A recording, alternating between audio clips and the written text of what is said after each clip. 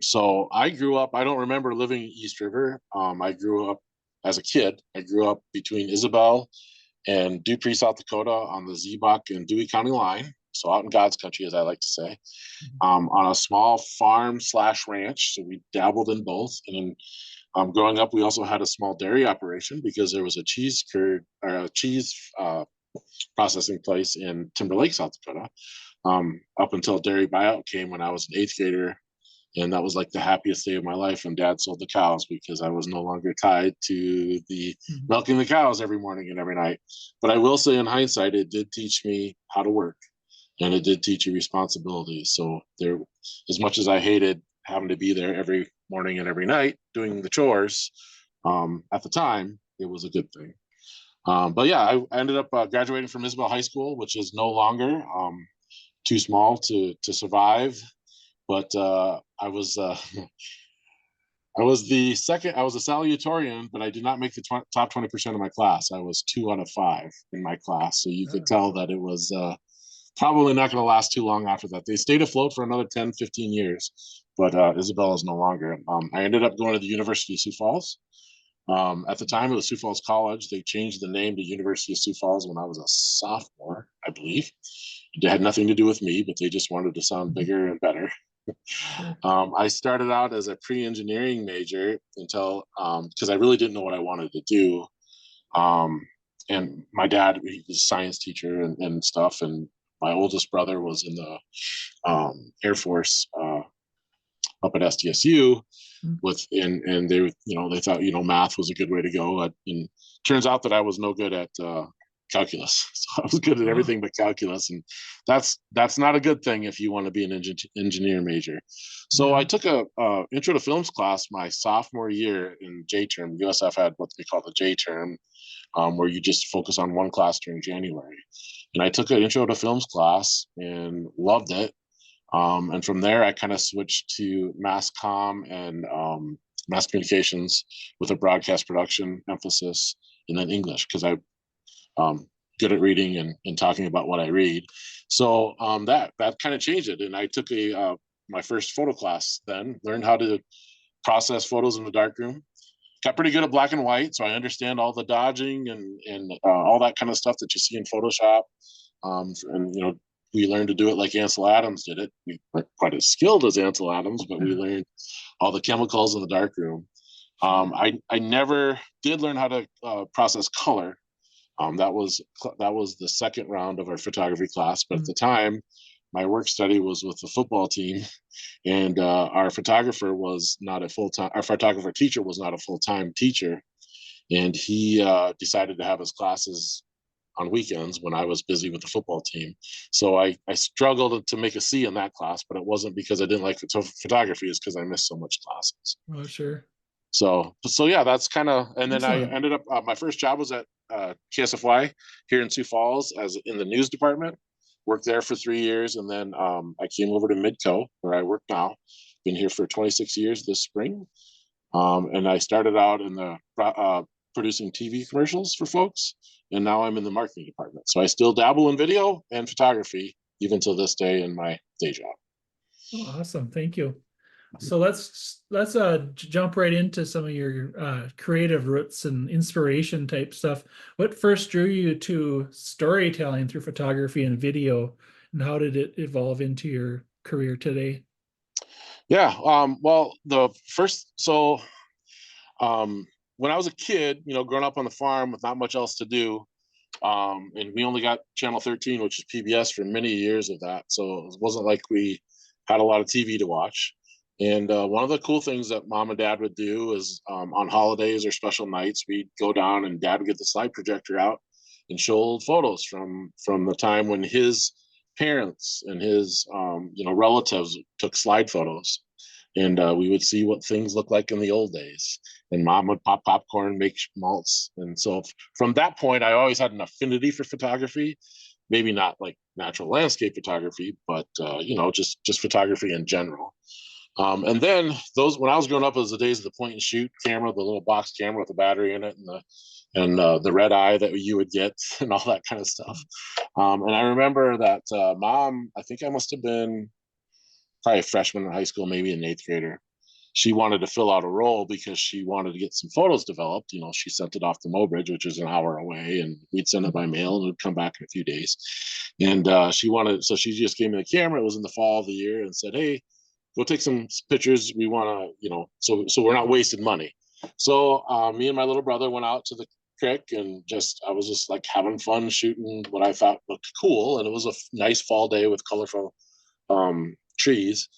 And I remember when we got the roll back that my aunt and uncle were visiting, and they said, "Wow, these are really great pictures." And I think that sparked something too, is just going out, not really having an assignment or anything, but just going out and having fun with it. So that's kind of the basis of it. And then, as I mentioned earlier, I took an intro to films class, which kind of started me down the road of the video side. And when you learn, and I know we'll get into this a little bit later, but when you learn about video, a lot of the same things apply, like composition, rule of thirds, how to fill a frame, and all that kind of stuff was very interesting to me, especially seeing it how other people did it. Cool. Awesome. So, looked over a lot of your pictures on your website, and it seems like your work kind of captures a sense of quiet, almost sacred beauty in ordinary type places. I especially love your church project that you've got going on. What draws you to those kind of themes? Well, it's a really good question. And as I thought about it, because Jay thankfully shared some of these questions with me earlier, so I wasn't shooting from the hip. It's kind of hard to answer, but I think the best answer is that where I grew up, out in God's country, as I mentioned, it's a lot of people think that's flyover country or there's nothing there. And a lot of times, those of us that live there, and this applies to East River too, and anywhere in the upper north, upper Great Plains, you kind of become a tourist guide, or not, or you kind of like come to defend where you live, because you see it not only in just the plain light, but you see it also in the very beautiful, like the sunsets or the first light after the storm or the night sky. So I think wanting to show that off or wanting to like prove where I lived, I knew it was beautiful, but to prove it out had something to do with it. Or has something to do with how I try to share or photograph.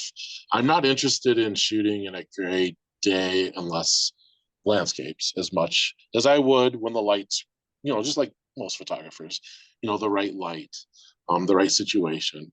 I'm not, I like to, on a stormy night, I like to chase storms, not for the devastation, but for the rainbows, that kind of thing. I want to see the beauty in it that way, because that's how I see where I live, and I'm proud of where I live. Sure.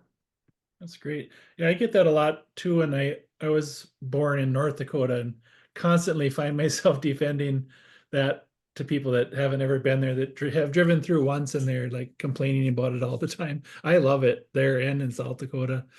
But Well, what's it's interesting interesting. is now that I can even see the beauty on a gray overcast day now. So I think it grows on, especially being away from it, because East River is quite a bit different, or at least living here in Sioux Falls, which I do now, is quite a bit different than out there in short grass country. So you tend to find reasons or just really enjoy when you can be out there again, regardless of the weather, if it's the right light or not. So. Sure, definitely. So, are there any videographers or photographers or other creatives in the past or present that that inspire you? Yeah, I could. So you mentioned videographers and photographers. Let's go one at a time, because otherwise I'll miss somebody. But starting on the photography side, so I think the very first most influential one would be Ansel Adams. I have an affinity for black and white mostly because of his work. And then, through his lens, I probably saw the Grand Tetons for the first time. Through his lens, I saw Yosemite for the first time, and just the way learning about the way he did things, like making sure there was always an absolute black and in his, like the tonal balance somewhere in one of his photos, and just how he, would use the dodge and use the burn, to bring out details or to pull back on details. So that's a pretty easy one. A lot of people, I mean, Ansel Adams is famous for a reason. He's, a pioneer and great at what he did. Some more recent names. So Randy Halverson out of Kennebec originally. I don't think he lives there anymore. But he was the one who first turned me on to astrophotography because he would do these time lapses.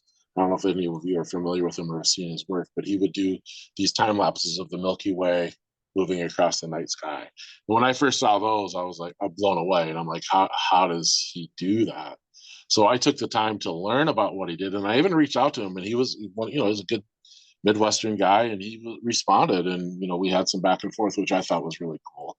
And that kind of thing also happened with Greg Lotza, who's been also an inspiration. He's worked for years at the Argus Leader here in town, and then at the AP. And that's where I first met him when I was at KSFY. He was working AP. He was out shooting photos of some of the same events I was shooting video at. But just like he was the guy that helped me find my first pass flower. He was the guy that encouraged me, like, oh no, your photo, you're like when you didn't think you were doing so good or you didn't have great work. And so it's cool to have somebody you look up to like that to be encouraging. So Greg Lotso would be another guy here locally.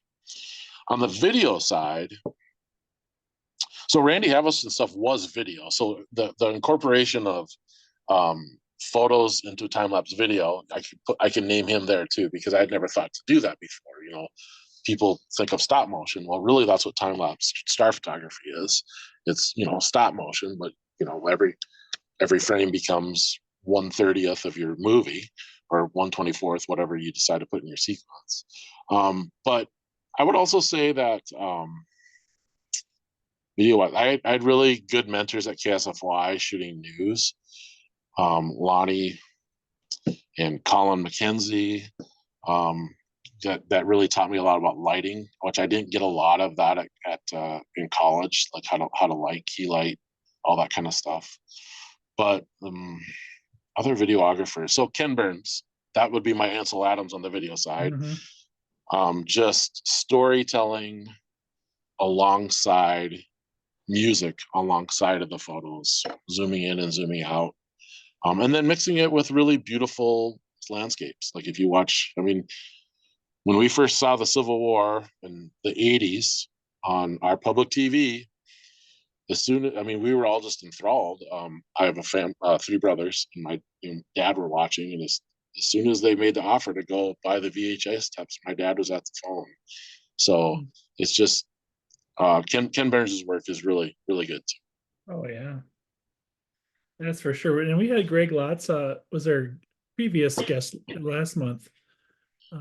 So that was fun.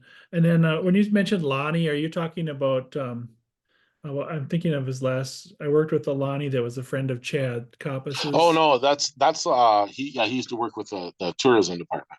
Okay. I'm talking about Lonnie Nichols. Lonnie the Nichols, Lonnie okay. that you're talking about is Weiss, maybe. I can't remember his name, but I've met him as well. He's a good guy. I just drawn Yeah, a he worked blank with on it. the tourism. Yes. Yeah. Okay, awesome. Well, we're gonna go into specific things about photography for a minute here. Some of the highlights. Now, your Northern Lights photos that you've taken have been featured on by NASA and even were on CBS News. Can you tell us about what that was like? Yeah, that was, well, I can tell you more. The NASA one I didn't find out until a while, but I'll tell you how they got it. If any of you are familiar with spaceweather.com, they allow you to upload your photography, or they encourage you to upload your photography, whether it's comets, anything cool in the night sky, aurora, etc. So when I first started shooting Northern Lights, I would upload everything on there to see if it would make the front page and see if they would use it. And that's how, now once you upload it, you kind of give them the rights to disperse it out.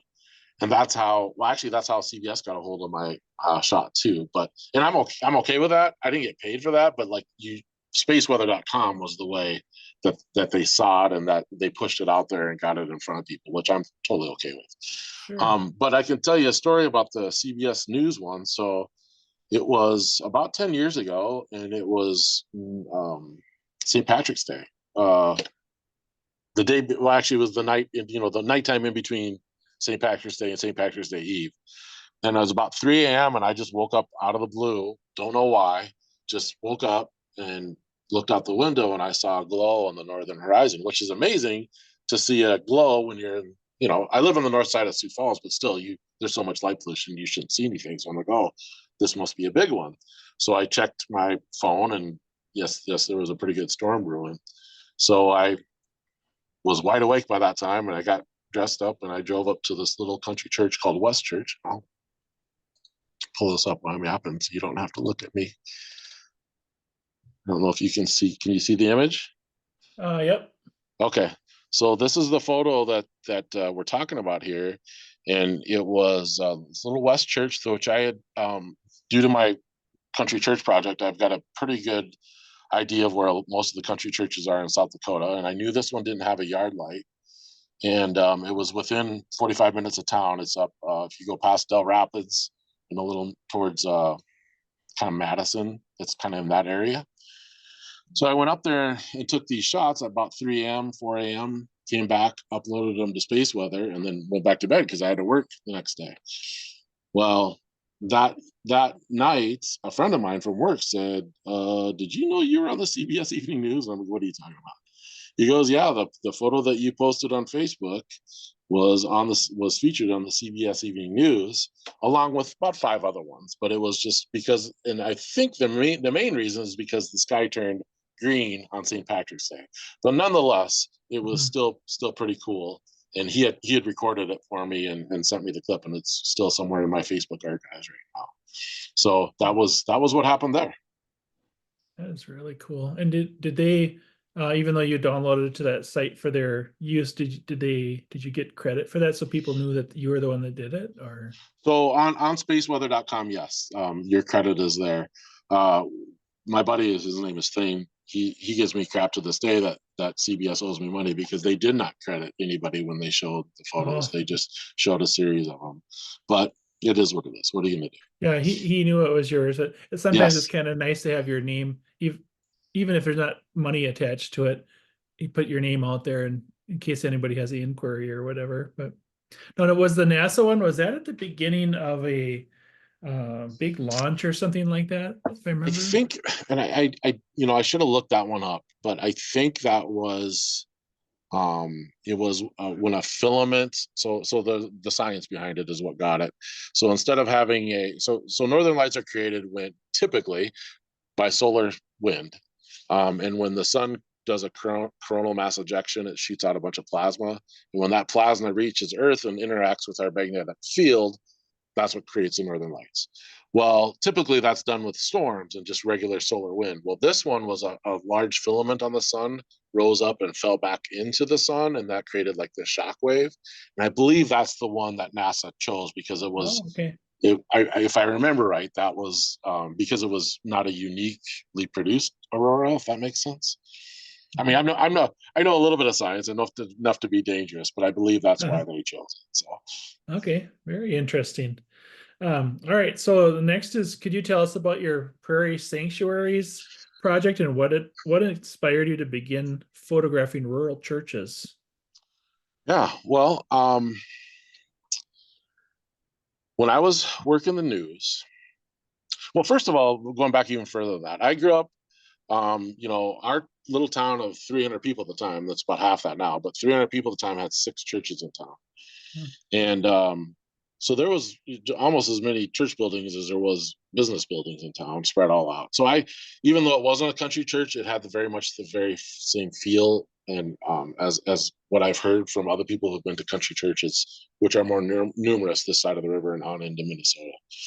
Um, and I just, my church background was very, it was like a second family, and the same people, and like you had 3 or 4 sets of grandparents that cared about you, aunts and uncles. It just felt like that. So I get very nostalgic about that kind of thing. And then I remember, fast forward to working news here in Sioux Falls. Um, I remember there was a storm that came through that blew a steeple off of Zion Lutheran south of Hartford. And me and Nancy Nave, if anybody know that, she used to be the news anchor for KSFY for years. We're trying to find it because I didn't know the area at the time. And once we found it, I'm like made the comment, like somebody should actually make a book out of all these country churches, because I had driven around enough at that time to notice there was a lot of country churches in the area off on the gravel road, and I just thought they were uniquely beautiful. They weren't, so, they were set apart against the South Dakota sky, which I just thought was, pretty cool. So fast forward again, many years later, when I started up after, oh gosh, it was been about 2010 when I started up. When I picked up the camera again with digital, got my best, got a digital camera, so it wasn't so expensive to go shoot photos and develop the film, and started getting back into photography. I started, shooting photos around here, like at Mm. sunsets or whatever. And in a nutshell, that's kind of what started it. And of course, the Facebook phenomenon had happened by then. So I started a page, and then it just kind of grew from there. Now it's taken many a winding turn from here and there. I mean, I've for a couple of years I started doing some videos, and that'll answer one of your questions later about Eliza Blue. So there's some video stuff involved. And my goal was to make sure I had a shot of all the steepled country churches in South Dakota and surrounding areas. Now, because there are some country churches that look like pole barns to me that I don't think are very pretty, that I haven't really shot. But I will shoot them if somebody asks me to. If a church member or somebody who has family connections there would like me to take a photo of them, I'll try to go put it in a Oh, specified. sure. Yeah. Sure. And Has that project? Oh, go while ahead. we're chatting, I'll just pull up a quick photo gallery of some Yeah. churches so I can scroll through them while we're chatting. Has this project resulted in a book then, or Not yet. yeah, I maybe? keep, I would like to. Um, all right. You seeing a photo gallery now? Yep. Okay, yeah. So I can, I would like to. It's just because I work full time and have family sprout. It's just hard to. One thing, if I'm gonna do it, this is, by the way, this is Bellevue Lutheran, which is they're no longer a church body there, but this is after a thunderstorm a few Oh, years ago. This is up by Howard, South Dakota. very nice. Yeah. Um, and then I would like to, I just want to make sure I carve out the right time to do it well. Um, Yeah. so that's the thing that's holding me back. I don't know. It's not that I'm a perfectionist, but I don't want to just throw something together. And I haven't Right. decided in my mind how much storytelling should go along with it and how much just let the images talk. And that's kind of where Yeah. I'm at right now. Sure. Well, you can. I mean, you maybe already have visit with Greg lots about theories behind how to do that kind of book, and some of his Yeah. are just Yeah, he's pictures and he's got some really good books and he self-publishes, and that's the other thing that's kind of scary. It's like, do I yeah. do I do I want to invest in self-publishing? And I think in this day and age you kind of have to. I don't think that like a publishing house out of New York City is probably going to pick up on something like this being this local, Right. but so that's the other thing too. Yeah, those are real nice. Yeah. Just trying to think. Here's another a Milky Way one that I like a lot. This is Oh over by yeah. Red Lake, which is near between Plankington and Chamberlain. We'll talk about this one later. Just seeing if there's any other. So here's maybe one that doesn't have a steeple, but it's still a cool church Oh because yeah. it's all made out of stone. And this is on the James River over by Menno, South Dakota. And the parishioners actually built this from field rock that was picked all around. So that's Nice. and my college roommate's dad went here as a kid. So it's fun for those kind of connections too. Oh yeah, for sure. Hmm. Do you have any favorite spots that you like to keep returning to with your camera, a particular church or location? Yeah, I would say that that Concordia Pioneer Lutheran, which we'll talking about a bit here, and I can show it to you again because I'm sure I have Sure. plenty of it. It's an old abandoned church up by in Roberts County, so it'd be east of Sisseton. Hmm. I think it was on Oh, some page. almost in Um, Minnesota. yeah, not far from, well, in Bellevue I like to go to too because it's such a tall straight steeple. It's very beautiful. Oh yeah. Um, well, yeah, this is Concordia Pioneer. Oh, And very nice. this is you're going to ask me later about serendipitous moments. We'll just get into it right now, Jay, if you don't mind. Sure, go So ahead. the story behind this photo, and it's about 45 minutes worth of star trails, And the North Star, of course, is right above the steeple there. I had known about this church, and I knew that it faced, straight south, so it'd be a great subject for the Northern Lights. So there was a Northern Lights forecast that was going to happen this night in March. So I'm like, oh, I, it's a Saturday night. I'm going to go up there and see if it happens. Why not? Turns out there was no Northern Lights, and I'd driven clear up to by Siston, which is, a couple hours from Sioux Falls at least. Hmm. And like, I'm here. I'm gonna make an image one way or the other. So I decided to set up my camera, and I set it to shoot. I think there were 15 or 20-second exposures, and I set it up on a timer so that it would continuously take them. And I just let it set and let it go for 45 minutes. Well, during that process, a neighbor, somebody who lived just down the road, saw my car sitting there with the lights off, but as he drove by, saw me standing there. So he's like, pulled over and said, "Hey, Mhm. is everything okay?" He didn't think I was like vandalizing anything. He thought I just was having car issues. And I'm like, "No, I'm Oh, just here taking photos." But his headlights is what actually lit this church so beautifully from the angle. And I hadn't planned on it. And you can actually see a little bit of red here too. That would have been from a tail light or from a hmm. blinker or something. And actually, there's images in this that I do have it all red as he pulled away.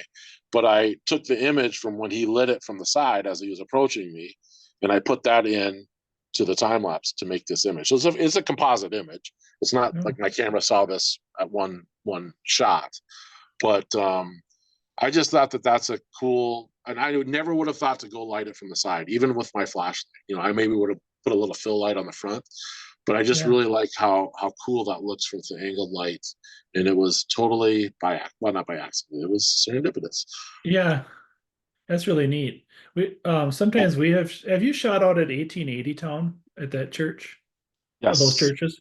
Yeah, that sometimes that one's neat, that big tall one like this, that because the highway traffic comes by if you're doing a long exposure and lights it in interesting ways as the lights go by occasionally. Yeah. That's an Did you interesting. know that church, that at the end of that row, was actually shot by Dorothea Lange, the famous Great Depression photographer, when it Oh was in its no. original location in a Oh, little town by Mission or Winter, South Dakota. I forget the name. I think winter. But there's another little town, like it would have been a railroad stop Oh, down, near that's that. no longer anymore. And I didn't know this until I actually stopped at 1880 and went in and talked to the people, and they're like, "Oh yeah, this is where it's from." I'm like, "Oh my goodness, Dorothea Huh. Lange. She's the famous, the famous Great Depression lady with her kid photo." Yeah. And it's the same church, and that's now sitting there at the 1880 town. And is there, I suppose there's photos out there that I could look up that she Yeah, took of that it's in church? their book, and actually, while we're chatting, I might be able to find it for you here too, because that would Yeah, tell me. that's really interesting. Yeah, Huh. This while he's looking, is any of you in the that are listening have any photography specific comments or questions so far? Feel free to jump right in if you do. I saw maybe something in the chat, but I didn't see. Oh, yeah, there's something there. Shot at the Klein Ranch. I know where the Klein Ranch is, and I do have some images nearby up on the Grand River breaks, but I have not shot on the ranch itself. Beautiful country though. It's very similar to where I grew up. That's the Grand River, and the next river down is the Morrow River. So yes, I am very well aware. All right, so I found the photo. Okay. So Dorothea Lange, this is the photo she took. Dixon, which is near Winter, and this is the actual photo of that, or the church that is now. And it's really cool because there's three churches in this town when she shot it, but this main one here is the one that's now at the 1880 town, Huh. which I And thought was pretty cool. what town does it say on there? What town? Dixon, Dixon. South Dakota, near Winter, which I don't know what's left at Dixon, but it's down in that area. But Yeah, that was there. Well, and yeah, look at there. There's two other yeah. Two other in the churches in the frame. yep, Huh. and I think somewhere it said one was a Baptist and one was like a Methodist or something, but I don't know that. I'm sure that That's information is something. somewhere. Yeah. Huh. That's a cool little trivia there, which I didn't know And that whole. that's one of the things about the Prairie Sanctuaries project that has been cool is finding little stories like that. Like typically when I post on Facebook, somebody will say, "Oh, I my grandparents went there. Oh, my aunt, I used to go there when I was a kid. It was an aunt and uncle. There's always a connection, a community connection that is shared. Sometimes it's not good. Like there's the church that's on 281 Bonilla on the way to Aberdeen. That's a Presbyterian church. Apparently, there was a murder there that somebody commented on. Oh, So, I mean, there's not always good memories at these churches. I remember somebody saying, "Yeah, I remember that church. That's where the pastor kicked my family out on the steps." Now, it doesn't happen very often, but people still, it's very, very personal and very, hard thing for them. Most of the time, it's good memories, but there are some interesting stories with these churches. yeah, lots of stories. Before we moved on, I wanted to ask Don about that Klein Ranch. Is that East River out by where you live or on that area? It is near south of McIntosh, in between McIntosh and Isabel on the Grand River, West River. Okay. So It's rough. it's that it's Stone Church that they take Oh, the Klein Oh, Ranch kids through the pasture, and that the wranglers usually have to go in and check for rattlesnakes before oh, they can worship there and so stuff. yes. But they still have services there, I think, on Sunday afternoons. At So least they I did a oh, few neat. years ago. so I have been, But and I have photos of that church, Uh, and can tell you some stories. In fact, I know that Jay was going to ask about Eliza Blue in a little bit. We actually did an episode out of that church of "Wish You oh, Were that Here" one. with Eliza Blue. Okay. So yeah, so that is not on the Klein Ranch, but it's near the Klein Ranch. So you threw me off a little bit there, Dan. But Nearby. I've been there multiple times. My I had so my class was not very big. There's 5 of us when we graduated, as I mentioned before. But one of the kids, his name is Jeremy. He is a Native American, Hunkpapa Sioux, and that's where his family went. And I remember him talking about, oh, we're going to go to the Stone Church, and I'm like, what are you talking about? And it was like, oh yeah, it's out towards Little League, or out towards Bullhead. Like, okay. Well, it wasn't until I was after I came back from college where I actually went out there and actually discovered it. And it is one of the most remote churches as far as getting to Mm. it than anywhere in South Dakota, because the last 2 miles are just a prairie dirt track road. So if it's Oh, raining, you're not getting to it. And it's down oh, in Firestill Creek. So it's down, and it was built by the Stones from the ridge there too. oh, And I know, I don't think they have regular Sunday services, but they have had weddings there recently, and they still have funerals there. And I think you can have a service there if you want it, but it's run by the Episcopalians out of North Dakota. oh, sure. Cool. And I can grab a couple shots here while you ask the next question. Well, that led in perfectly. My next question was, we're moving into the videography stuff and film projects, and what was it like working on the Wish You Were Here project with Eliza Blue, and how did that come about? Yeah, so let's see, I even looked it up. I can tell you the time. There's a little church on Rabbit Butte, which is south of Bison in Perkins County, which is also very rural, that I didn't know existed until I was driving by the back roads there in around the 4th of July, which was in this year. It was 2015. It was a heavy clover year. For those of you that have been out West River, like every third year, sometimes it's every other year, the sweet clover grows. So there's like a lot of yellow blooms on the hillsides. And it was one of those years. And I happened to be by Rabbit Butte at sunset. So I stopped and took a couple photos. And Eliza Blue, somehow, I think she saw them on social media, Facebook, and commented on them saying, oh, these are great. And I'm like, I don't know who this is. And I usually know everybody from that part of the world because Bison was actually one of our basketball rivals growing up. So I knew all the names there. And I looked her up and found out that she was a musician who had moved out there and was now living in Bison, South Dakota. And so put that little bit of knowledge in my pocket. And then when I started having ideas about, you know what, I want to maybe do something more with this prairie sanctuaries than photos. I know how to do videos. I do videos for work. I like videography. So what I'm trained in, how about we do some featurette videos? And so what's another thing that you think of when you think about church? Well, it's hymns. I know this person that sings, or I know of this person that sings who has already reached out to me. I wonder if she'd be willing to do an interview and sing a song at this church. Well, it turned, so I contacted her through Facebook. I just sent her a random message. This is back when Facebook was a little more wholesome, right? Mhm. It's a little, doesn't feel as much anymore. But anyway, she's like, yeah, in fact, I got married there. I just got married there the last 2 years. I would love to do this. So that's how it started. Excuse me. And you can still find this video on my Facebook page. Um, uh, or I can maybe drop a link, maybe a little later on too. But it was the first little video vignette, and she told her story about getting married there, and then sang a song for me. So that's how the relationship started. And then we, over the course, she was working on an album at the time, and then when she finished the album, which ironically was produced in the studio of one of Neil Young's bassists from Crazy Horse, who lives out in that area now. And so that was kind of a cool thing. But she produced the album and wanted some help with releasing a couple of videos, like tracks from singles. So she called me up and we did 2 videos together on the same day. It was a snowy day in April, as South Dakotan April days can sometimes be. And we did 2 videos then, and then just kind of collaborated on and off on projects like that.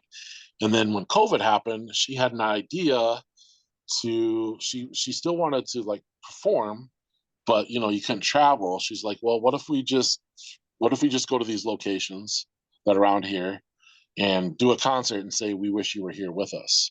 So that's how we started. She had a couple of musician friends from up in Lemon, South Dakota. And we did the first 4 episodes in 2 days. We did the Slim Buttes.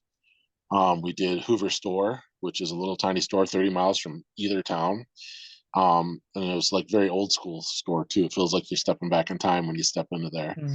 And then we did Stone Church, and we did in Lemon, the art gallery, the sculpture gallery there in Lemon. I can't think of his name right now, but it's a very, very well-known sculpture artist in South Dakota. It'll come to me in a little bit. But we did those 4 there, and I shot them basically with 3 of my cameras, video cameras, one song at a time, one little story at a time, edited them, and then Eliza had connections at South Dakota Public TV and said, "Hey, are you interested in these?" And they were.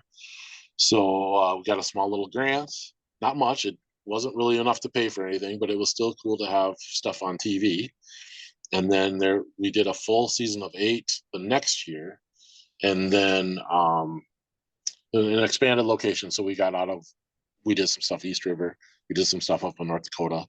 And then the 3rd year we went back to Florida just because the 8 was a little much for 2 working folks who had full-time jobs elsewhere. But that's kind of the story of Wish You Were Here with Eliza Blue. And cool. It was pretty cool to collaborate because not only is Eliza a good human being, she's a great musician.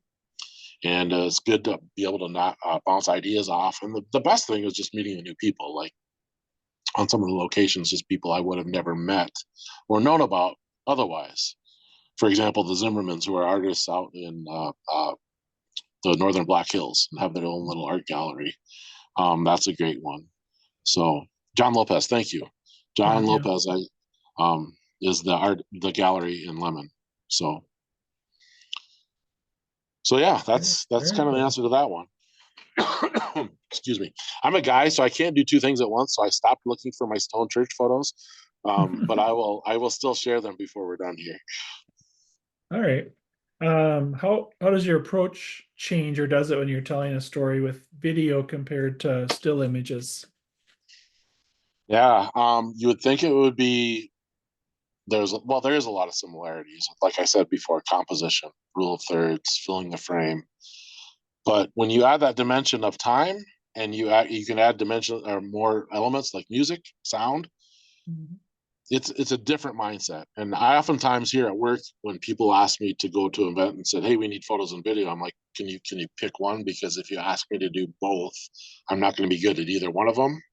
because I need to focus on one or the other. And the reason is because it is a different mindset.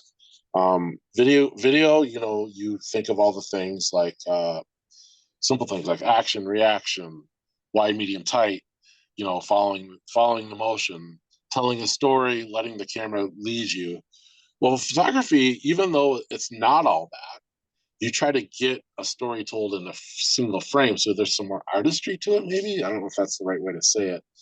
It's just a different kind of thinking. Like, how can I tell a story with one frame rather than tell a story where I know I have I have time to tell it, I have music to tell it, I have sound to tell it. So the other thing is, like, going back to Dorothea Lange, I saw a documentary on her. This is where I first saw this church photo.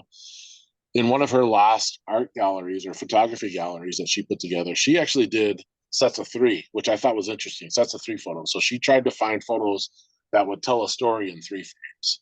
So it's kind of a mix between just a single frame story and like multi-frame video. It was somewhere in the middle, and I thought that was really interesting. And I think and a lot of my posts on Facebook now will be multiple images rather than just a single image, because I kind of like that idea of like, hey, here's a quick little story in 3 to 4 images. Yeah, cool. Very cool. All right. Well, moving on to your writing and blogging work, you've been a regular contributor to South Dakota Magazine for over a decade. And how do you blend your writing and photography into your creative process? That's another great question that I thought about. So when South Dakota Magazine and I first started working together, it was back in 2011, actually. And ironically, my mom had just been interviewed by them because she was running the Isabel weekly newspaper when the school closed. And that was something that they talked to her about in South Dakota Magazine.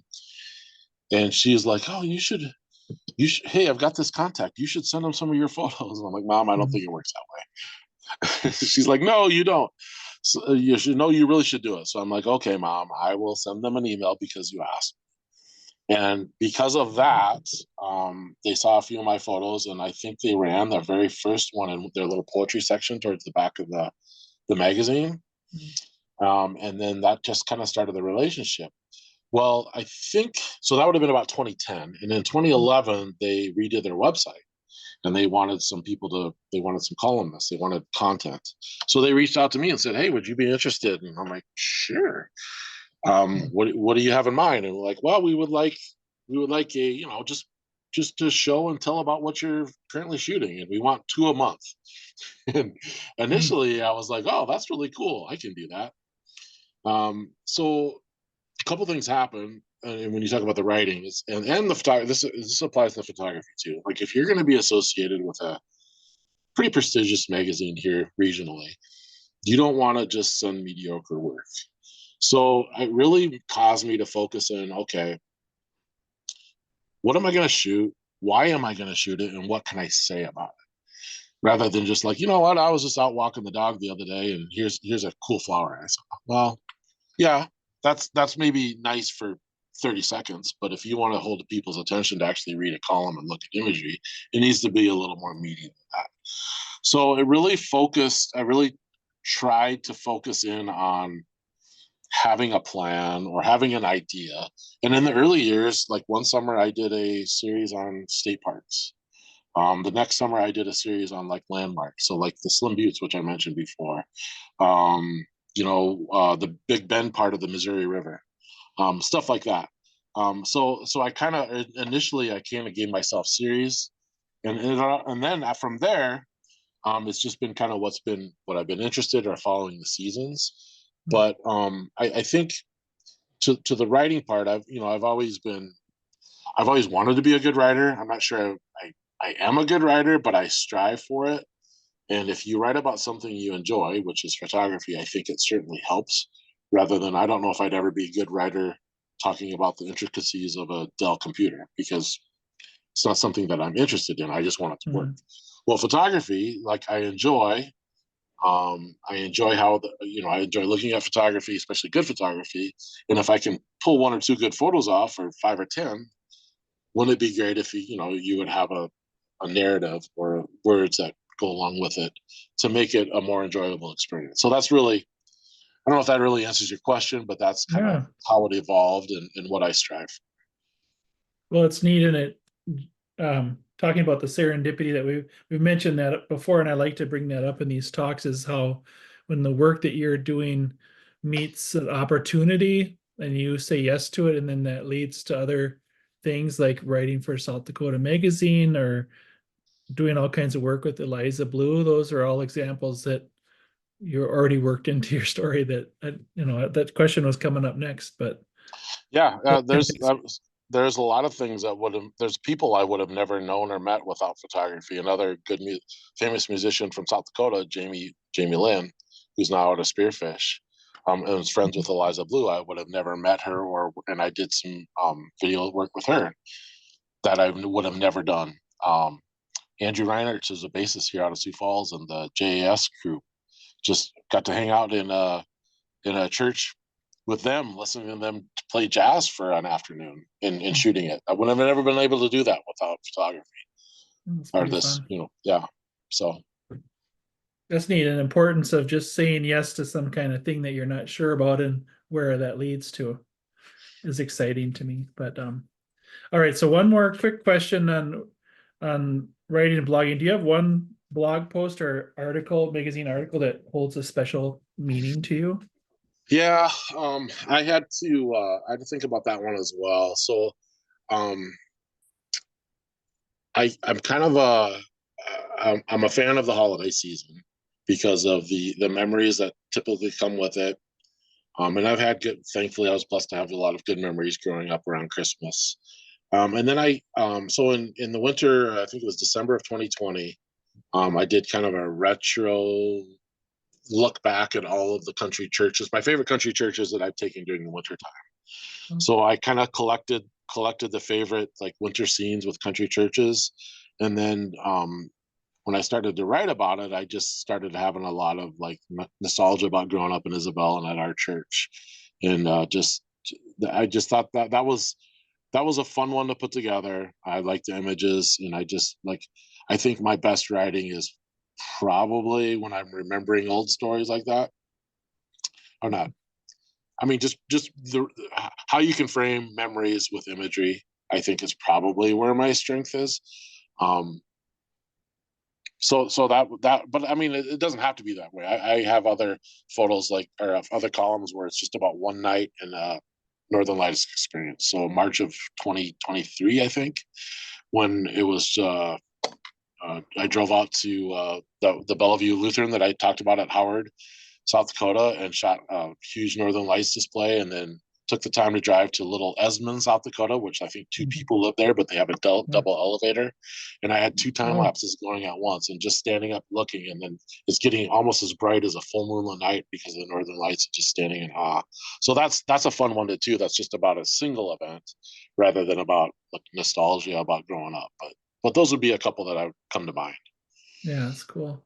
It seems like a person's work can get elevated when you're so passionate about what the thing that's happening in front of you, or like you said, holiday memories and things like that. Mm-hmm. Cool.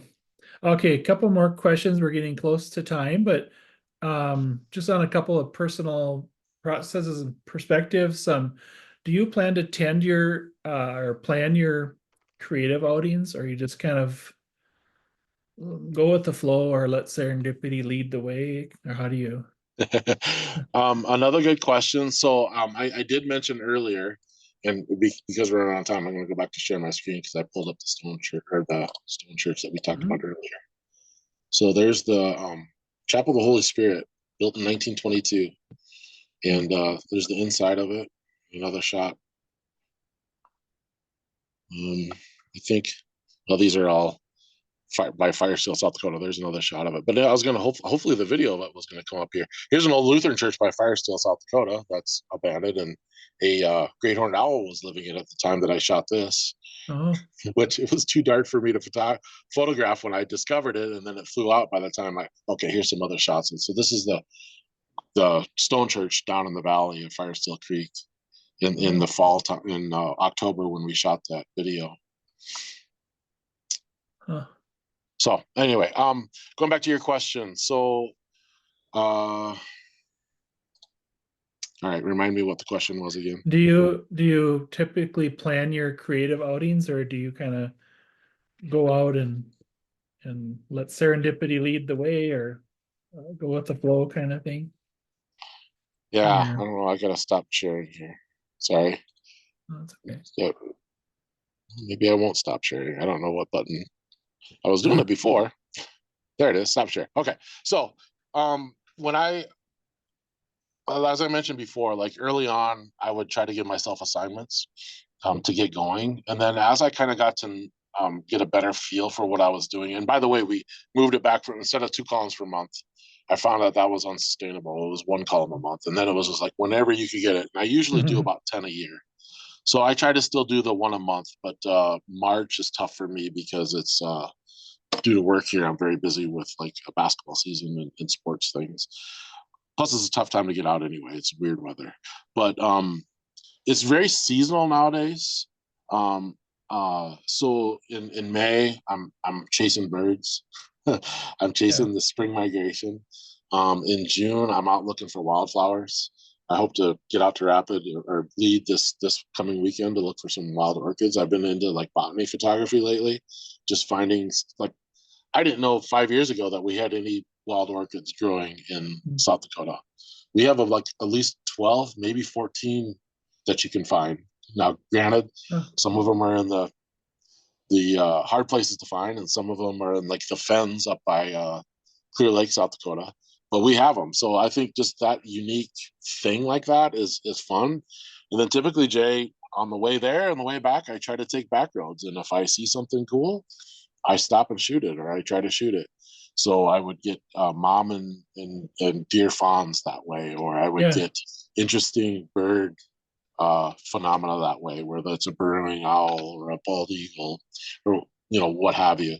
So a lot of it is I have a goal. Like I know I'm going to drive to Ciccia Hollow this weekend. Mhm. However, I'm going to go. I'll back roads up. I'll back roads on the way back and see what I can find.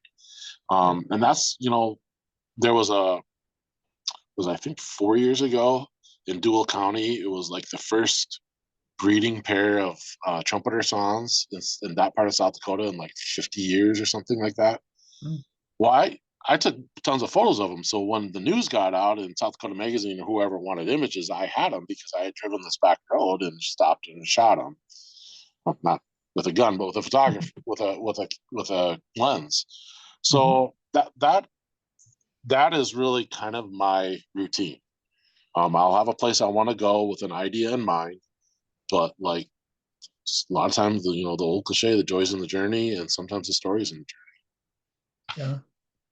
And so it's nice to plan, but some of that stuff that you find on the back roads, there's no way you could plan that you come across the swans or whatever nature journey. gives you. Unless you're out there Exactly. doing it, you'll never get it. Yeah. Well, and the blessing about knowing the back roads is when there's a event like two examples, like a strong storm goes through, and you want to frame up storm clouds or you want to frame up the rainbow after the storm. You kind of know where to go, like that story of the West Church. Like, hey, that there's going to be northern lights. That would be a cool one to frame up, Mhm. so you know where to go. The other one is like when there's like celestial events at night, like Comet Neowise, um, that I had a lot of fun shooting about 3 summers ago or 4 summers ago, however long it was. Mhm. Just because like it stayed in the night sky for a little while. It was visible even when the moon was out, and then just be able to frame it, line it up with certain things, just to kind of frame it up and have some creative fun with that. Yeah, And that's and fun. and yeah, like I have a shot of it where it's framed up above the steeple of the Concordia Lutheran Pioneer, and like if I didn't drive the back roads or watch, know where that church was, I never would have had an opportunity to shoot that shot. Yeah, that's good to know, and good for people to think about, to even jot those places down, or like there's a cool church that might be cool for this scenario. Hmm. So when it And happens, then you be can, willing to go back. That's the other thing. Is yeah, like yeah, I'm not married, and so I have a little more time to kill on weekends. Now that's changed a little bit because I have nieces and nephews that are in high school sports, and I yeah. still love to shoot sports action shots. Oh yeah. But yeah, it's that's the other thing is like time. How much time are you willing? Because unless you live next to or in a national park or a state park, you usually got to drive out to find these places. Right.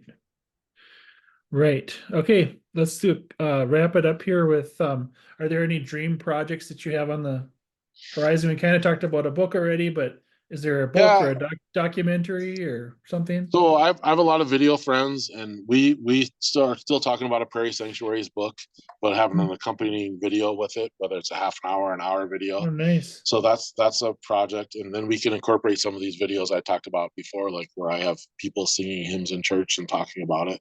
So Eliza would likely be in that, as well as Jamie Lynn and a few other folks. And then as I was looking back at all this photo column stuff that I've done for South Dakota Magazine, it's like, there might be enough there for its own book. Maybe I wrote a book and didn't even know it over 12 years of columns for South Dakota Magazine. So I think there might be something there, a compilation of some of those articles and photos. For sure. Yeah, that'd be a great idea. Great. Well, last question. Do you have any parting advice for any creatives that might be listening to this or watching about following their dreams or starting out on a new project, a personal project or something like that of their own?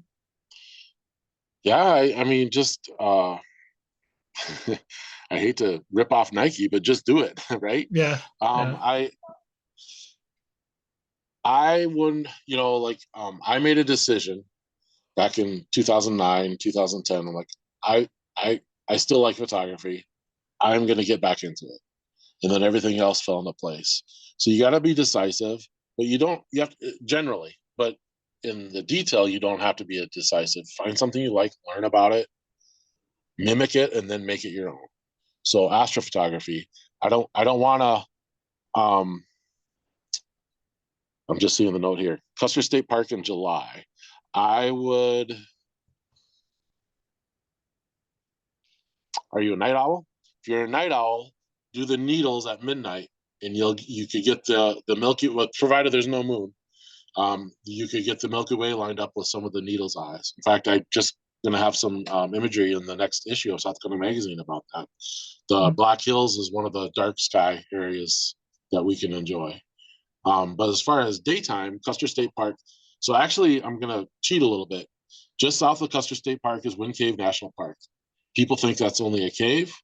There's great landscape and wildlife opportunities in that place. There's a gravel road that shoots down out of Custer State Park. I would drive on that, and especially either early in the morning at sunrise or in the evening at sunset when the animals are out and about. And you'll almost always find something cool to shoot there. I think it's called Red Valley Road, I think. So that's my advice there. All right. Well, that's all the questions I had, and you really can open up your mics and ask questions or make comments if you'd like for a little bit here. If you need to get going, that's fine too. I know we're right at a little bit after 7. So any questions besides what's been typed already? No. Well, all right. Thanks for oh, go ahead. Can I make a comment about the Red Valley Road? Are you talking Yeah. about the one that you can leave, from Movie Draw? You can go up that Custer Road and connect Custer and Wind Cave are right together, and you go over the cattle guard. Yep. And And you if you take a left on that gravel road, that Yeah. it'll fall in the valley with a prairie dog town, and then it'll come up over Right, on a right. hill. Yep. Right. Yep. That's that area. Yeah. So once you from the prairie dog town all the way over to the ridge is all beautiful country with a lot of That's a great opportunities. spot. Yeah. Yep. Yep. Yep. And when you get up to the top of the hill, lots of locals stop there to do night photography. And there's elk that come up that draw. Yep. Yep. That's usually where I've seen elk if they choose to show themselves. And had coyote encounters there that like in the wintertime where they've walked right up the road and by me in like a frosty day, which is really cool. And not everybody likes coyotes, but it is our state animal, and they're kind of fun to shoot when they're in the wintertime and fully with their full array. Yeah, I've gotten some coyotes in Wind Cave, so yeah. Yeah. So Red Valley Road is it's not directly between Custer and Wind Cave, it's to the east. It is right on the border of Custer State Park and Wind Cave National Park. And there's a fence line. In fact, there's really good opportunities for mountain bluebirds on that fence line too, mountain bluebirds if you're into birds. So if you drive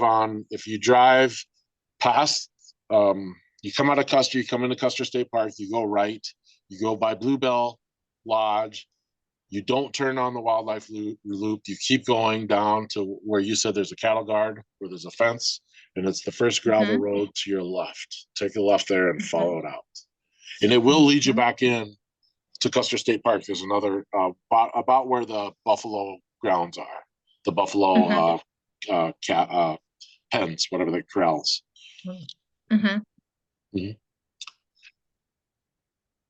That's the road where we saw some of the burrowing owls too. Yes, I have seen burrowing owls in those prairie dog towns as well. Yeah. There's supposed to be black-footed ferret there too, but I have never seen them, but I think they're nocturnal. But that would be on a bucket list, is a black-footed ferret photo. Have you seen them in the Badlands? I have not. I think there's some supposedly at that Kanata Basin area. I've been down there. But like I said, unless you happen to catch them early in the morning, which I've caught a bobcat early in the morning there, which was pretty fun in August. A bobcat right before sunrise. But yeah, I think those are nocturnal, and you have to be at the right place at the right time. Thanks, Kathy. All right, thank you. Yeah, thanks to all of you for coming. Thanks, Christian, for all this wonderful information and sharing stuff with us. We're going to try and get another talk lined up in July. For those of you that want to know about that, you can, I think when I set it up, it'll get an email from the system that sets this stuff up. So letting you know about that. I'm not sure who it'll be yet, but we'll try and have another one in July. So sounds good. Well, appreciate you asking me. I'm not always keen on these kind of things, but this was fun. Yeah, you did good. Yeah. We're pretty laid back group. Thank you. I appreciate knowing there's other people out there that just get up and go. Yes, well, appreciate it. All right. right. Good night, everybody. Have a good evening. Good night. Thanks, Christian.